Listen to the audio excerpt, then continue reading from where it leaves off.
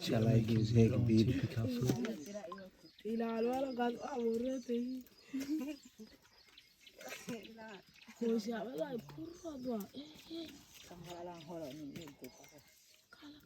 Yeah, make a picture.